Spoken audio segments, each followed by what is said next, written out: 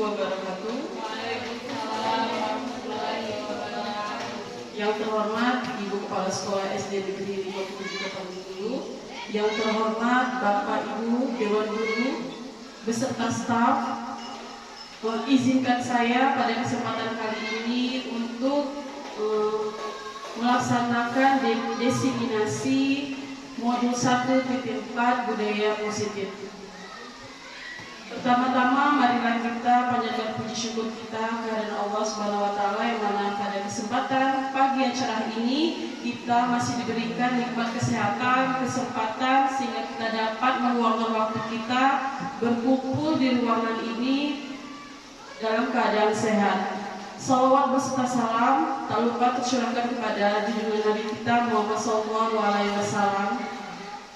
Baiklah Bapak Ibu, sebelum kita memulai kegiatan kita pada pagi hari ini, izinkan saya dan Ibu Wiwin untuk melaksanakan kegiatan ini dengan mengucapkan lafaz basmalah.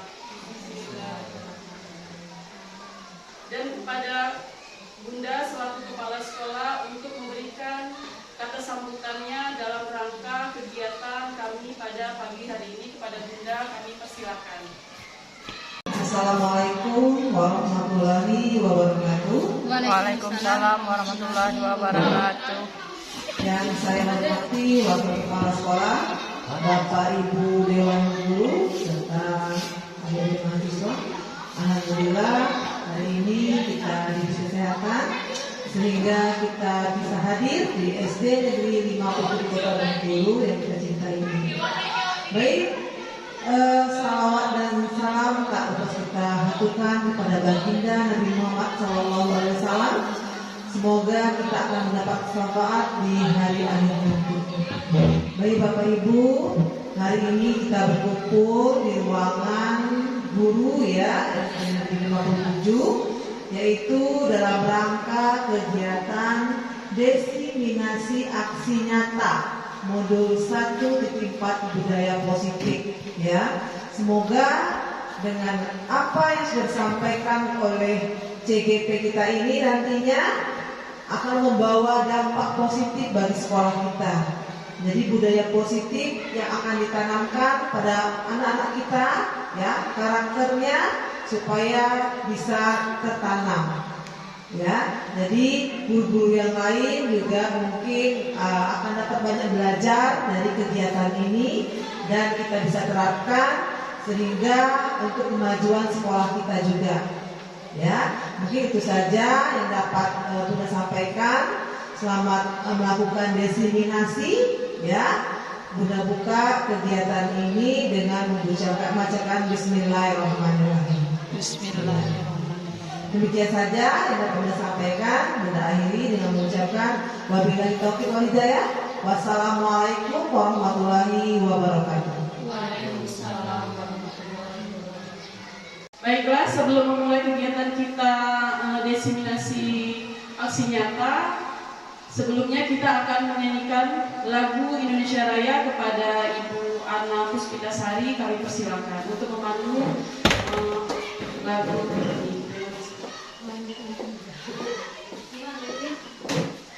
Kepada Bapak Ibu, kami mohon untuk sedianya berdiri sejenak.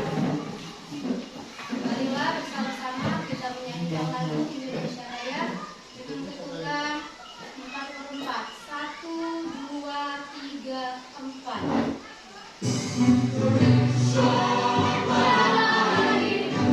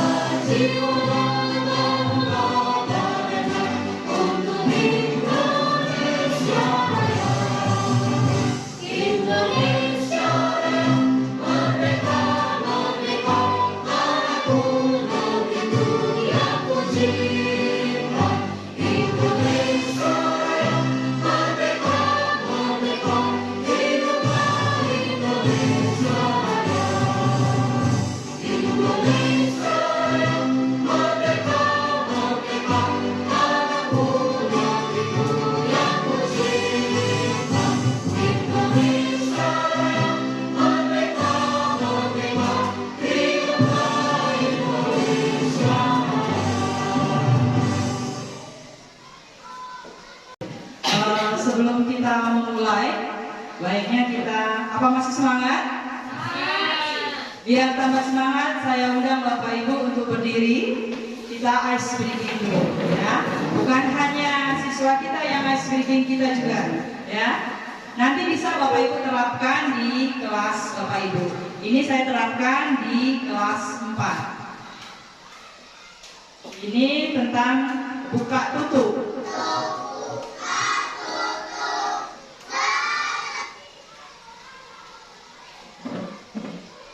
Gerakannya hanya buka, tutup, bertepuk tangan.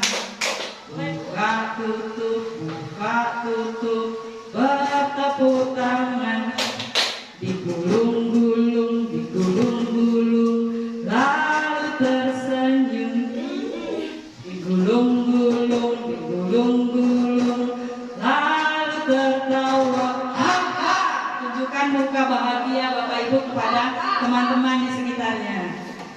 Coba kita pakai ini ya, pakai musik.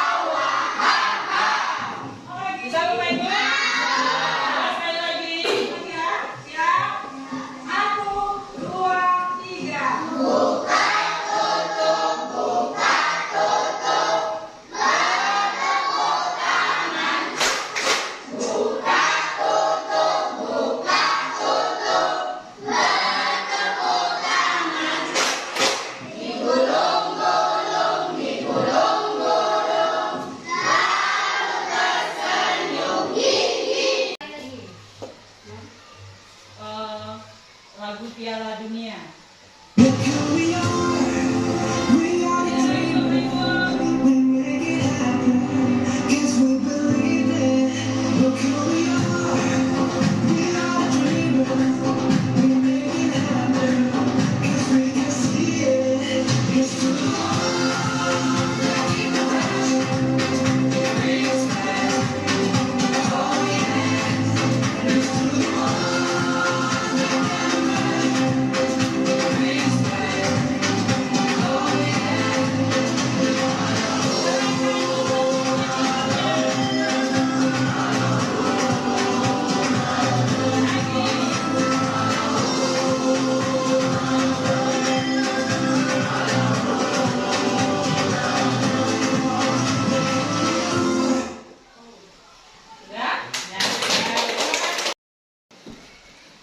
Pada diseminasi aksi nyata kami di modul 1.4 yaitu budaya positif, kami berdua dengan Ibu Eva, kami adalah calon guru penggerak angkatan 9 yang kita akan pelajari bersama-sama. Kita belajar bersama-sama ya Bapak Ibu. Menurut Ki Hajar Dewantara mengumpamakan sekolah kita ini sebuah ladang tempat persemaian. Kalau sekolah ini sebagai ladang tempat persemaian, kira-kira guru jadi apanya? Guru jadi apanya? Iya, betul sekali Bapak Ibu, kita adalah sebagai petani. Kita yang mengolah anak didik kita. Anak didik kita ini diibaratkan sebagai tanamannya. Walaupun tanamannya unggul, kalau kita sendiri sebagai gurunya tidak ada inovatif, kita tidak bisa menumbuhkan. Seperti petani tadi, seorang petani akan merawat dengan sungguh-sungguh tanamannya sampai dia menghasilkan buah. Itulah yang kita cita-citakan bersama untuk anak didik kita. Aksi nyata budaya positif kami pada hari ini bertujuan menumbuhkan budaya positif di sekolah dengan meyakini nilai-nilai kebajikan universal serta meningkatkan murid yang merdeka dan mempunyai disiplin kuat sesuai profil pelajar Pancasila. Profil pelajar Pancasila masih ingat Bapak Ibu? Masih ingat? Gerakannya masih ingat? Coba kita ulang sekali lagi. Ya, coba saya minta tolong Bapak Ibu berdiri sebentar.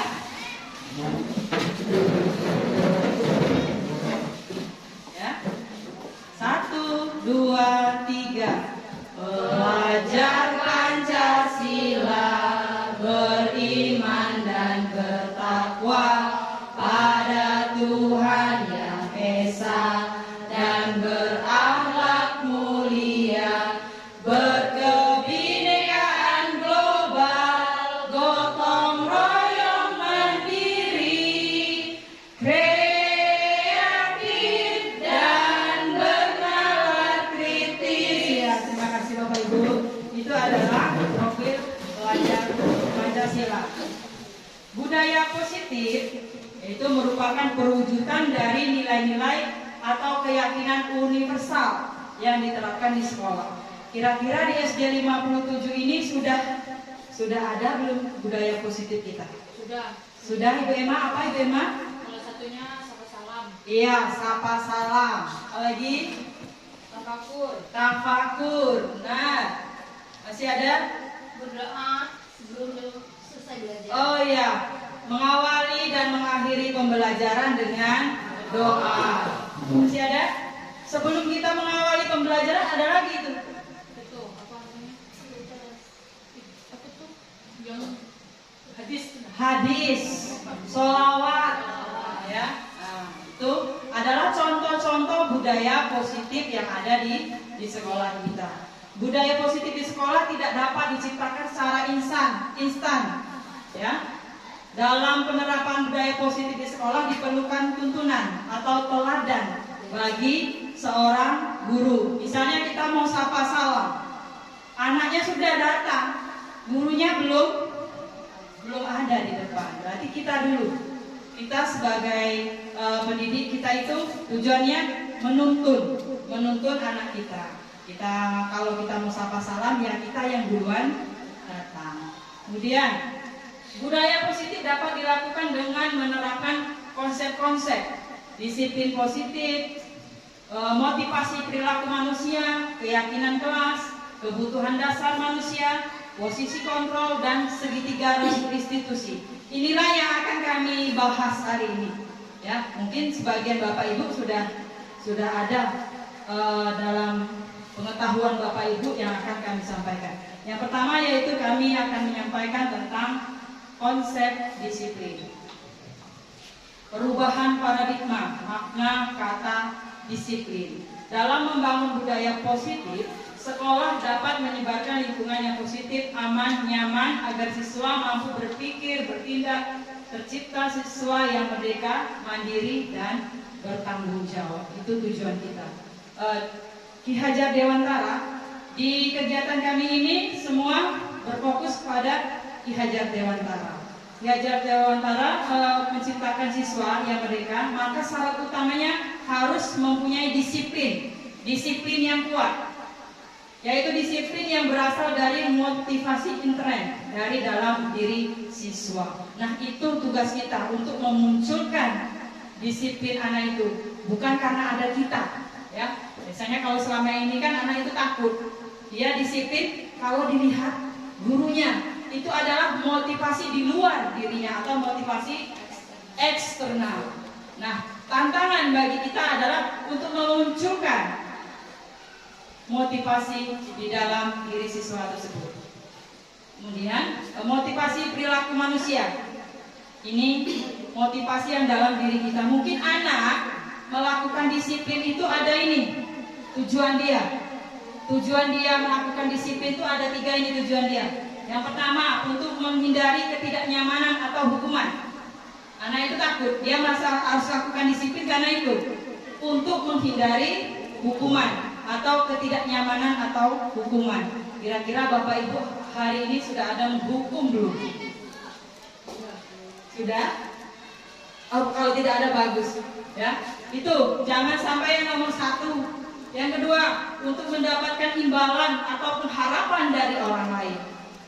Misalnya gurunya memberi imbalan, nah kalau kamu ini nanti ibu kasih ini.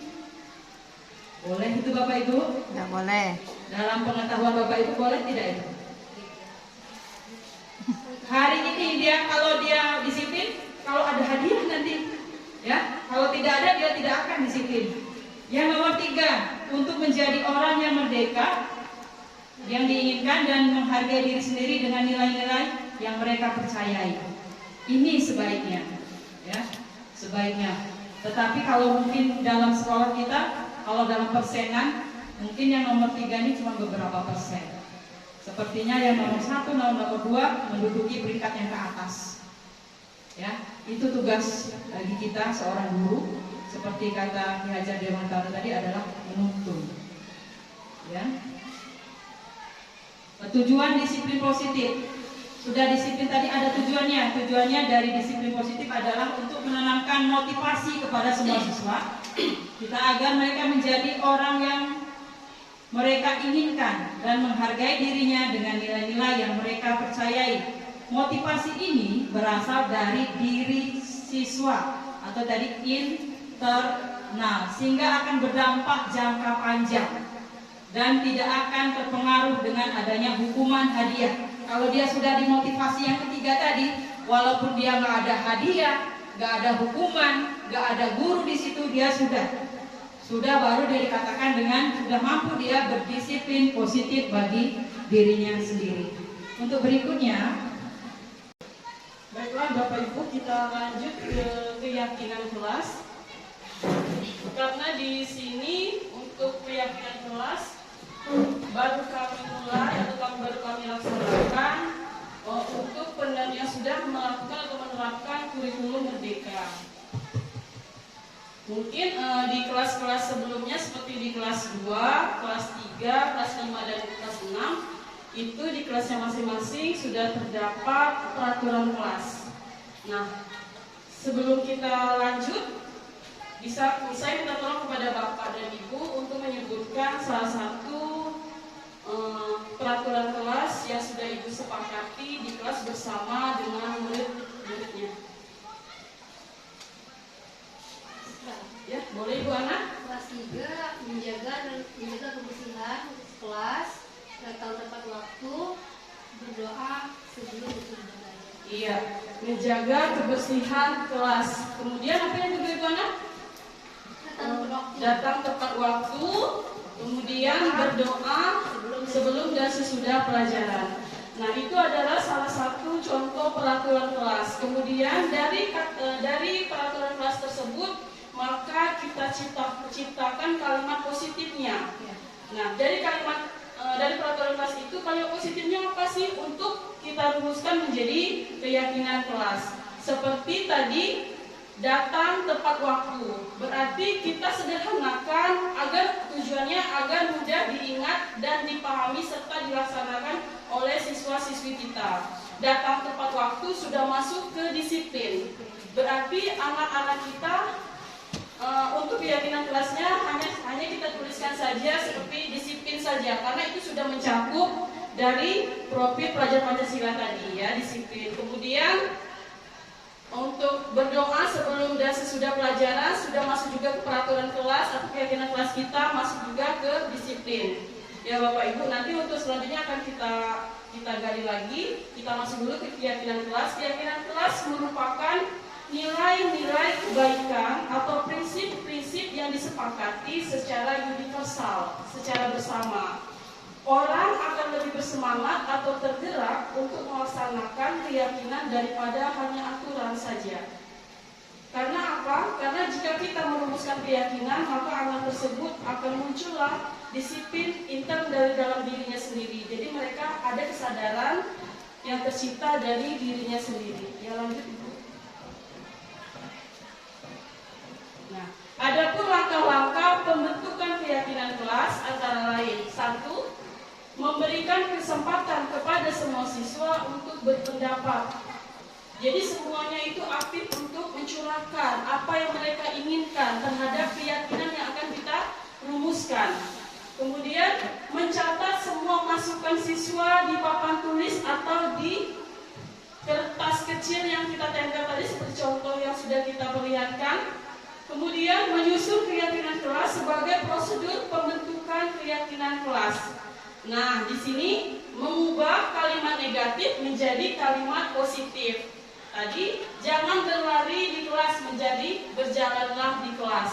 Jadi kalimatnya kita rubah menjadi kalimat yang positif. Meninjau kembali daftar pendapat yang telah dicatat, kemudian mengajak siswa untuk mencari nilai kebajikan atau keyakinan yang menjadi inti peraturan tersebut. Contoh, berjalan di kelas, mendengarkan guru, dan datang tepat waktu. Bisa disajikan menjadi satu keyakinan, yaitu saling menghormati. Kemudian keyakinan-keyakinan ini kemudian dijadikan daftar untuk kita sepakati bersama siswa-siswi kita di kelas. Meninjau ulang keyakinan kelas secara bersama-sama, hendaknya keyakinan kelas tidak terlalu banyak agar mudah dipahami, diingat, dan dilaksanakan. Jadi untuk kelas rendah, biasanya itu kalau di kelas saya buatkan 5 keyakinan kelas. Kalau di kelas tinggi bisa lebih dari 5 ya Bapak Ibu.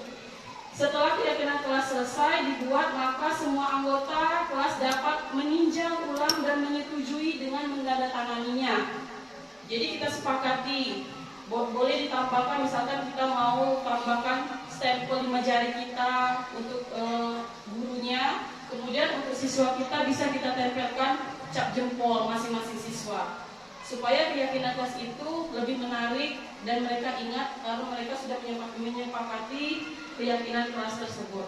Nah, keyakinan kelas dapat ditempel di dinding kelas agar mudah dilihat, seperti di depan kelas atau di samping papan tulis. Lanjut. Nah, ini contoh keyakinan kelas 1. Disiplin dan tepat waktu. Kedua, berbicara dengan sopan. Ketiga, tertib saat belajar mengajar. 4, selalu menjaga kebersihan. 5, saling menghargai dan tolong menolong.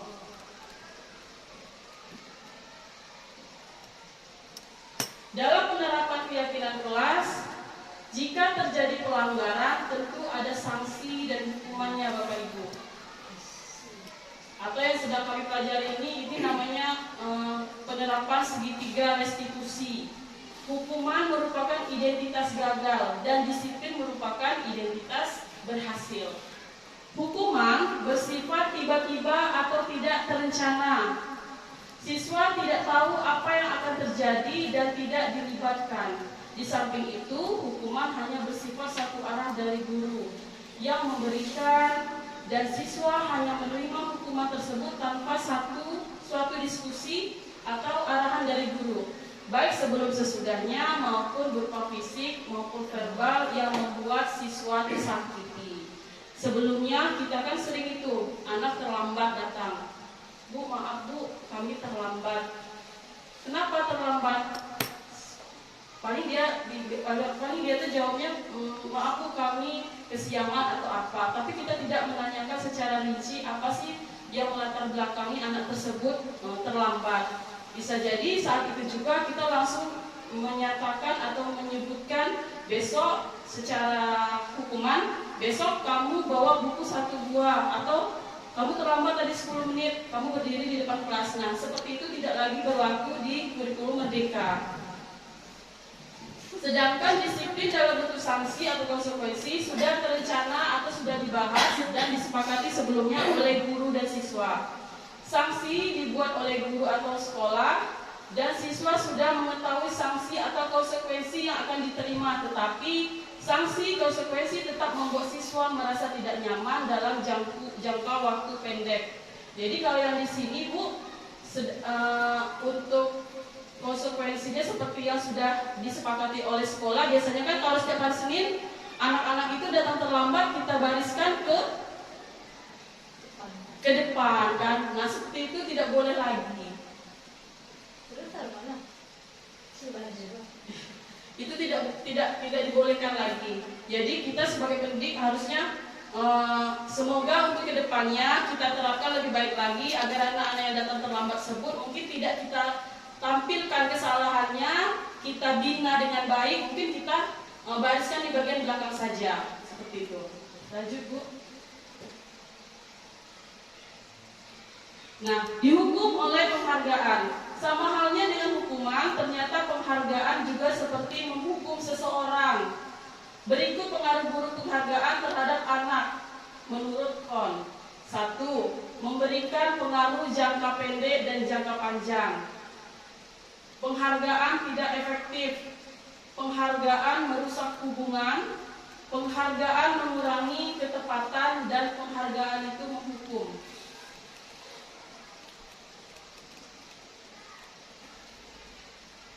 Kebutuhan dasar manusia, semua yang dilakukan setiap manusia tentu mempunyai tujuan, yaitu untuk mendapatkan apa yang diinginkan. Ini menurut Dr. William Faisal dalam Toy Story terdapat 5 kebutuhan dasar manusia, yaitu 1. Kebutuhan bertahan hidup, kebutuhan cinta dan kasih sayang atau kebutuhan untuk diterima, kebutuhan penguasaan, kebutuhan pengakuan atas kemampuan, 4. Kebutuhan kebebasan, kebutuhan akan pilihan, dan yang kelima kebutuhan kesenangan, kebutuhan untuk merasa senang. Di sini ada posisi kita sebagai seorang guru atau posisi kontrol guru. 1. Kita sebagai penghukum. Bagaimanakah itu? Nah, seorang penghukum dapat menggunakan hukuman fisik atau verbal. Guru yang menjalankan posisi penghukum akan berkata, patuhi aturan saya atau awas nanti, kamu selalu saja salah. Yang kedua, membuat orang merasa bersalah. Posisi ini biasanya guru akan bersuara lebih lembut, menggunakan keheningan yang membuat siswa menjadi tidak nyaman, bersalah, atau rendah hati. Contohnya, Bapak sangat kecewa dengan kamu. Berapa kali Ibu harus memberitahu kamu ya? Seperti itu. Ketiga, posisi kontrol guru itu sebagai seorang teman. Dalam posisi ini, guru tidak akan menyakiti murid, tetapi akan selalu berusaha mengontrol siswa melalui persuasi. Posisi ini dapat berdampak positif dan berdampak negatif. Positif berupa hubungan yang baik antara guru dan siswa. Contohnya, ayo bantulah demi ibu ya. Berarti anak-anak tersebut kan melakukan sesuatu hal itu demi ibunya, karena mereka tadi merasa sudah terlalu dekat. Jangan Yuna, jangan ya, seperti itu.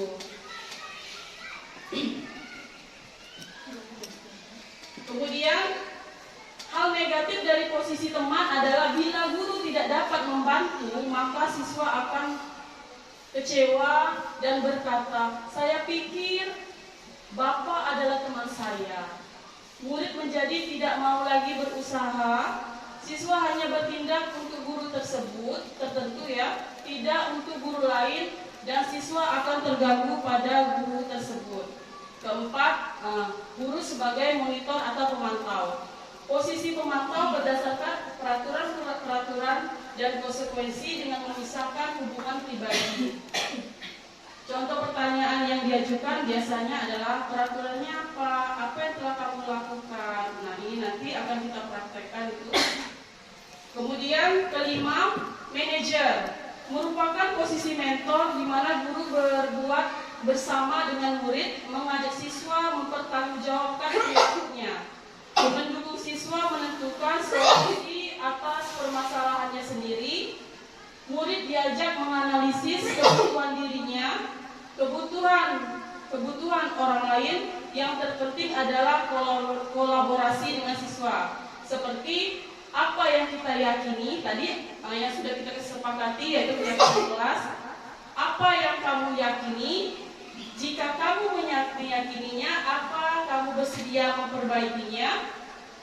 Jika kamu memperbaikinya, hal ini menunjukkan apa tentang dirimu dan apa rencana untuk memperbaikinya.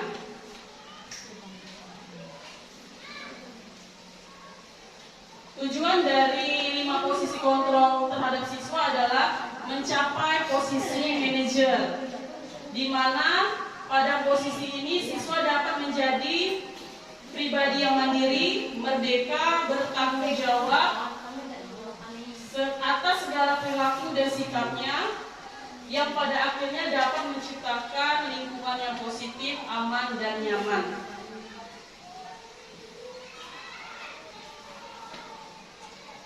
Posisi kontrol restitusi sebagai sebuah cara menanamkan disiplin positif pada siswa. Menurut Bosen, restitusi merupakan proses penciptaan posisi bagi siswa untuk memperbaiki kesalahan mereka sehingga mereka bisa kembali pada kelompoknya dengan karakter yang lebih kuat.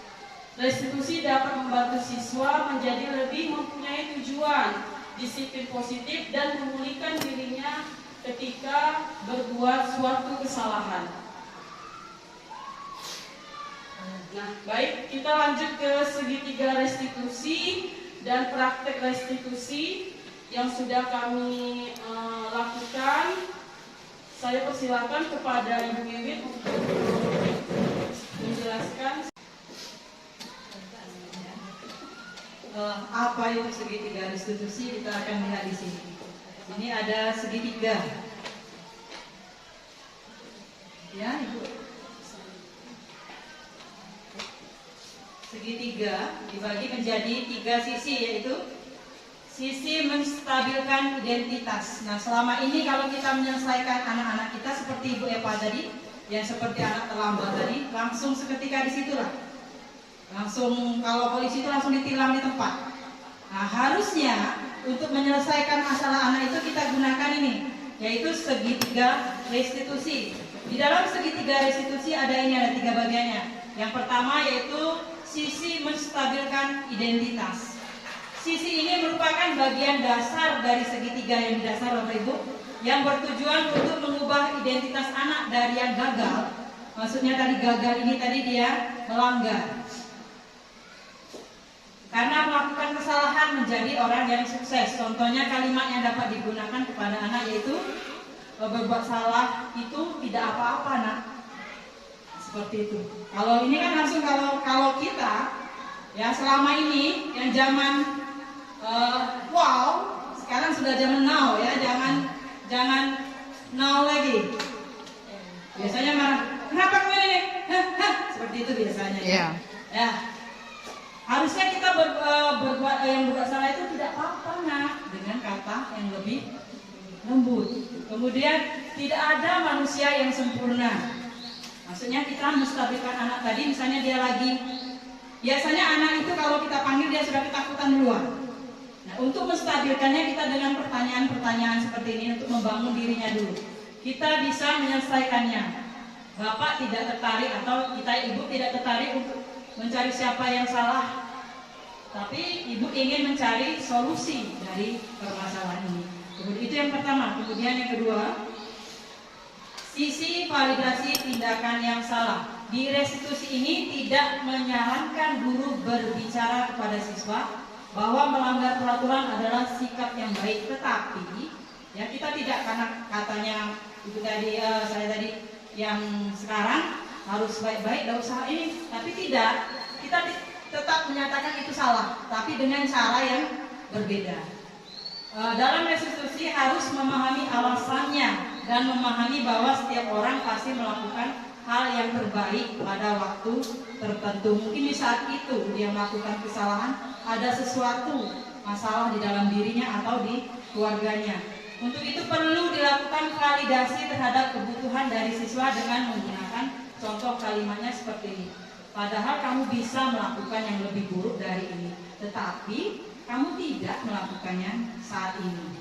Kemudian kamu pasti punya alasan mengapa melakukan hal ini. Kemudian kamu boleh mempertahankan sikap itu, tapi kamu harus menambahkan sikap yang baru. Yang ketiga, sisi menanyakan keyakinan. Nah, seperti tadi, keyakinan kelas kita kan sudah dibuat. Kata Ibu Eva tadi, katanya kalimatnya harus singkat. Singkat itu maksudnya anak sudah bisa memahami, kemudian ditempel di kelas, di tempat yang sering dilihat anak, biar dia tahu. Sesudah dia melakukan kesalahan tadi, sudah kita laksanakan yang 1 dan 2, ini kita masuk ke sini.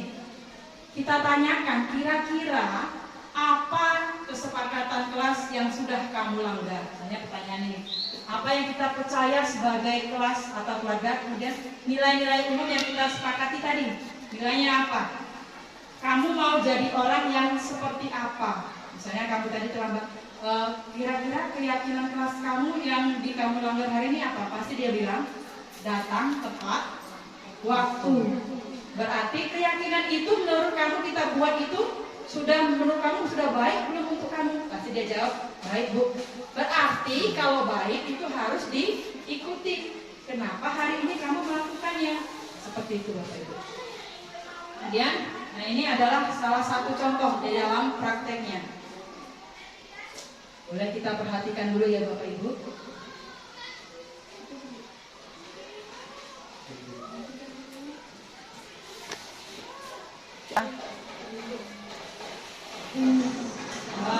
Ini adalah contoh restitusi di kelas 4. Di sini ada seorang siswa. Ini adalah Naomi. Naomi ini memang dia pintar, tetapi karena kepintarannya itu dia dimanfaatkan dengan Andini. Ya, Andini itu sering mencontek pekerjaan Naomi. Akhirnya Naomi marah. Nah, di saat itu guru melihat di dalam kelas. Saya melihat dia marah Naomi dengan Andini. Sekarang kita perhatikan dulu videonya. Saya itu bukan cuma kayak dia semua menyontek kerjaan saya. Sering Ibu? Oh, seperti itu. Kalau Ibu tidak dalam posisi Naomi, pasti Ibu dulu merasa marah, kesal sendiri kan? Kerjaan Naomi dicontoh sama Ibu sangat berterima kasih sama Naomi karena tidak melakukan hal-hal yang tidak itu. Naomi tidak memukul kan? Hanya marah-marah. Sekarang kalau marah-marah itu bagus kan Naomi? Kalau keyakinan keras seperti keyakinan keras yang kita buat kemarin, yang mana yang Naomi mau? Iya, menghormati teman. Menurut Naomi, menghormati teman itu bagus atau tidak? Keyakinan itu bagus untuk diri Naomi. Ya kalau bagus, seharusnya Naomi menghormati temannya. Tadi masalahnya Naomi marah-marah. Apa yang harus Naomi lakukan supaya sesuai dengan keyakinan keras kita? Saya mencoba lebih sabar dan menolak emosi saya. Oh, bagus. Kapan Naomi akan melakukannya? Mulai hari ini. Kalau misalnya temannya masih mencontek sama Naomi, apa yang Naomi lakukan? Apakah masih marah? Oh, boleh melapor dengan Ibu. Itu ya, Naomi. Ya, terima kasih Naomi. Sampai duduk kembali. Itu contoh restitusi. Di sini anak dia punya masalah, tetapi dalam video itu dia menyelesaikan sendiri, bukan kita yang kamu harus seperti ini, kamu harus seperti ini, kamu harus seperti ini, ya. Dan dia sudah sadar kalau dia melanggar keyakinan kelas yang mana, kemudian dia akan melakukannya kapan, ya. Kemudian kita akan lihat contoh yang kedua. Ini dilakukan Ibu Eva di kelas 1. Dan selamat pagi Najla. Ayo silakan duduk. Najla tahu mengapa dipanggil Ibu Eva ke sini? Iya, benar sekali Najla. Semua orang itu pernah melakukan kesalahan, termasuk Ibu Eva sendiri. Jadi setiap tindakan itu pasti ada alasannya. Kira-kira mengapa Najla masuk terlambat di jam istirahat yang telah selesai?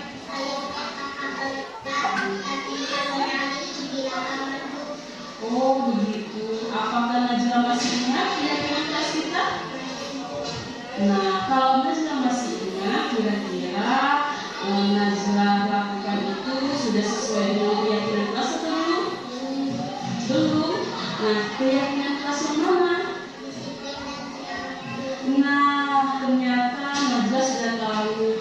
Lalu, apakah solusi dari masalah ini? Iya,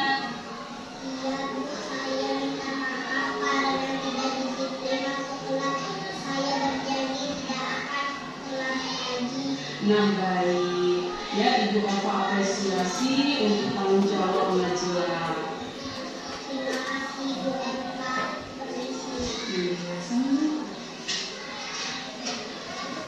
Nah, ini contoh yang kelas 1. Gimana Bapak Ibu melihatnya, adem atau tidak? Ada. Ya? Ini masalahnya kita di sini memanggil anak, bukan dia di forum umum ya Bapak Ibu. Ya, kita panggil secara pribadi. Mungkin ini kalau saya di dalam kelas, tapi anak-anak itu sudah mau istirahat. Ada sebagian anak yang masih mengerjakan tugasnya. Jadi di situ tidak. Kalau Ibu Eva juga itu ya, tidak ada anaknya kan? Ya. Inilah harapan kami, yaitu yang tadi budaya positif yang akan kami sampaikan. Selain sudah ada, yang sudah ada akan kita terus pupuk ya. Kemudian yang duanya itu pembuatan keyakinan kelas sama segitiga restitusi ya. Walaupun itu berat Bapak Ibu, kalau kita punya anak, kalau di kelas 5 berapa itu memang? 35. Di 35 anak. 35 itu karakternya berbeda-beda. Ya. Sangat sulit kita, tetapi kita harus berusaha. Karena itulah tujuan kita. Sama seperti kemarin kita membuat visi kita menyangkut ini untuk anak berkarakter. Nah, kita tanamkan sedikit-sedikit kepada anak. Ya, banyak sekali tantangannya. Kemudian, misalnya kita tidak ada waktu lagi, apakah harus di saat itu diselesaikan? Tidak Bapak Ibu, ya. Tidak harus hari itu. Mungkin dia waktu itu ini kebetulan anaknya tidak nangis-nangis. Mungkin kalau ada anaknya yang berkelahi, dia nangis-nangis, kita tidak diizinkan untuk menstabilkan identitas. Karena walaupun dia nangis, dibujuk, dia tidak akan mau terbuka. Jadi boleh di lain waktu kalau dia sudah mau diajak berbicara. Seperti itu Bapak Ibu, semoga aksi nyatakan ini bisa kita laksanakan dan ada dampaknya di SD negeri kita 57 ini. Kemudian saya berikan kesempatan untuk Ibu Eva. Terima kasih Ibu Wiwin. Nah dari inilah Bapak Ibu penerapan yang insya Allah akan kami laksanakan untuk selanjutnya demi mewujudkan siswa-siswi yang berkarakter dan berprofil Pancasila.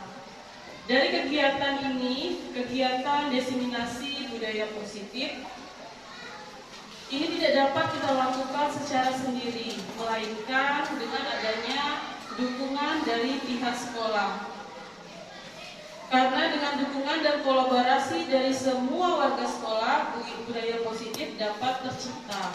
Maka marilah kita bersama-sama mulai hari ini menerapkan budaya positif di lingkungan sekolah agar anak-anak kita menjadi anak-anak yang berkarakter, cerdas tentunya, serta pendidikan yang berpusat kepada siswa-siswi kita. Demikianlah diseminasi kita pada kesempatan siang kali ini. Saya bersama Ibu Wiwin mengucapkan terima kasih banyak kepada Bapak dan Ibu yang telah meluangkan waktunya untuk dapat hadir membersamai kami kurang lebih 2 jam ya Bu Wiwin. Maka kami akhiri, wabillahi taufik wal hidayah. Wassalamualaikum warahmatullahi wabarakatuh. Waalaikumsalam. Kepada Bapak Bader kami mohon kiranya untuk menutup kegiatan ini dengan berdoa.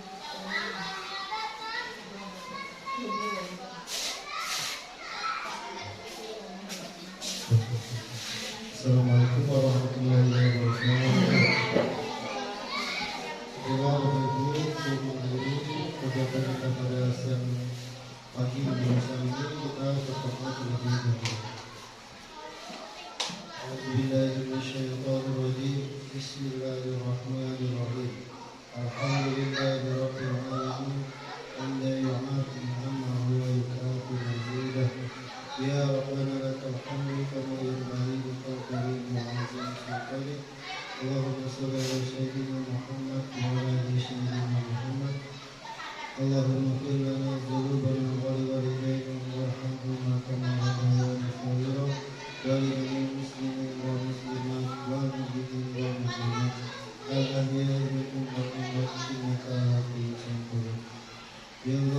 kegiatan kami pada hari ini di sekolah SD Negeri 57 Kota Bengkulu.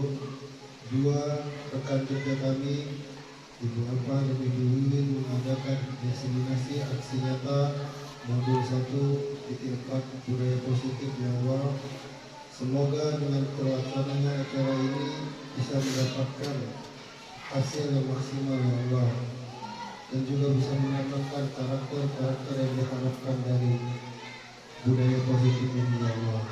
Ya Allah ya Tuhan kami, berilah kesehatan kepada kami, limpahkanlah rahmat-Mu dan hidayah-Mu kepada kami ya Allah.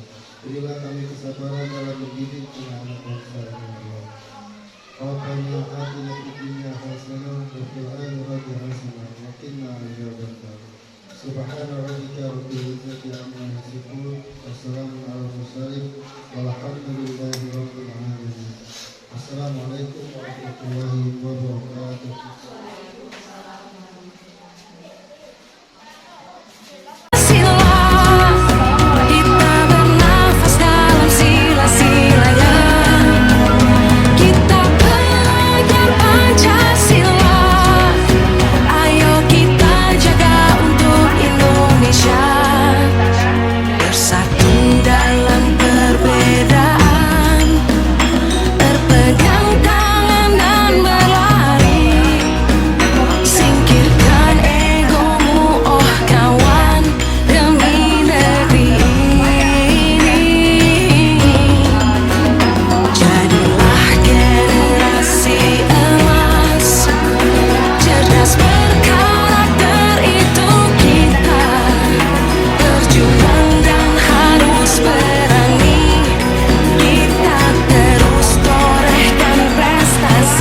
Slogan-slogan terkait budaya positif di daerah kelas atau lingkungan sekolah sebagai upaya mengingat dan memaham budaya positif dalam diri siswa. Terima kasih.